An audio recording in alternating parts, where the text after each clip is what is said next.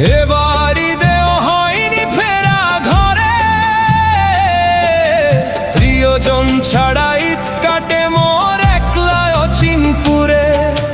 নিঃসঙ্গতা কুরে কুরে খায় তবুও মুখে হাসি, আমি যে প্রবাসী, আমি যে প্রবাসী।